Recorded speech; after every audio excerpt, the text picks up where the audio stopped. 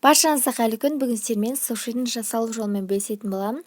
Өте дәмді, керемет болып шығады. Міндетті түрде видеомды соңына дейін қарап, лайк басып арнама жазылып кетуді ұмытпаңыздар.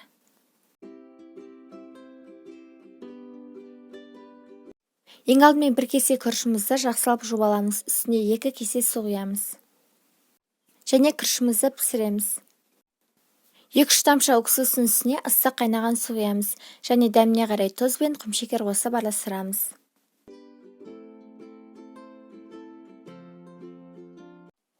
Піскен күріштің үстіне дайындап қойған суымызды құйып араластырамыз.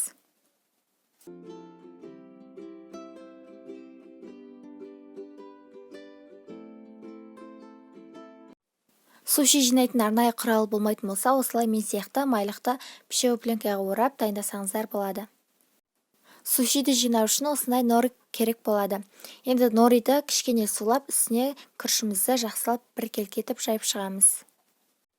Күріш шашылмай, керісінше бірігетіндей болып тұру керек.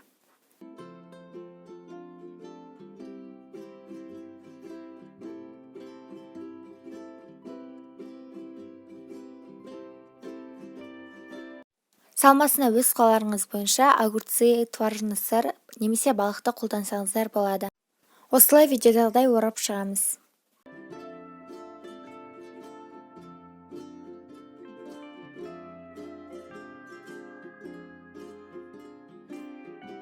Сушидің бірінші түрі дайын болды. Енді осында видеодағыдай кесіп шығамыз.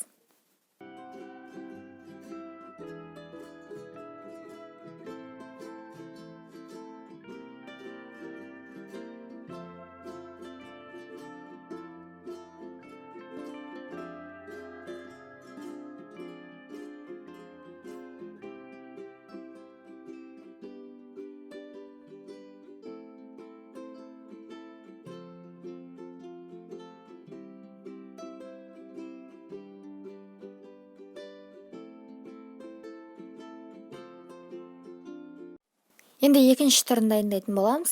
Дәл алдыңғыдай күрішті жағып шығамыз.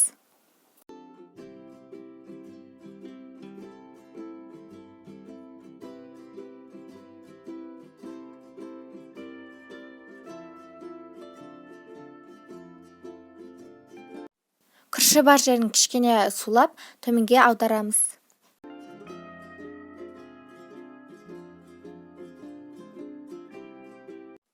Салмасын салып ораймыз.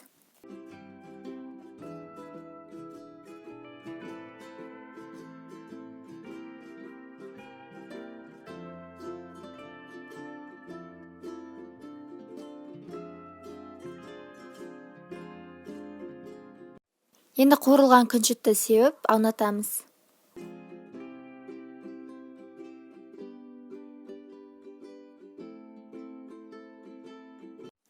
Осымен екінші түрі дайын болды, дәл жаңағыдай кесеміз.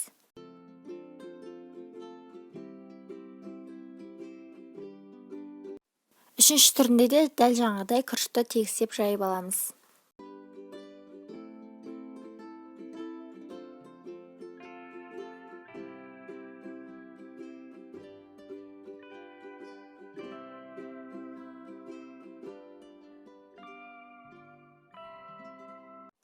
Салмасын салып ораймыз.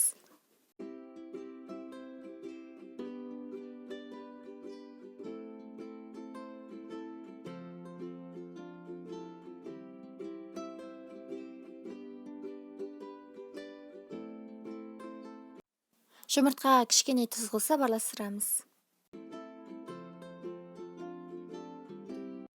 Ұн қосып біркелкі болғанша араластырамыз.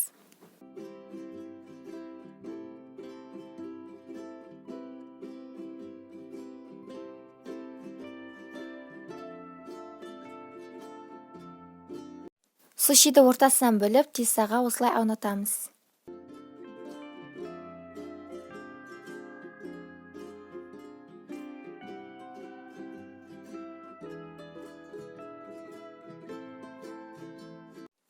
Қызып тұрған майда қуырып аламыз.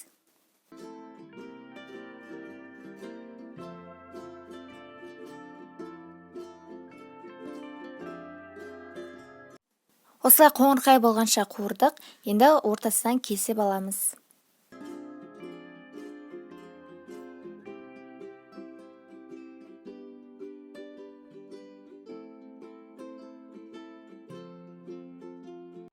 Осымен біздің 3 түрлі сушиіміз дайын болды. Өте дәмді болып шықты.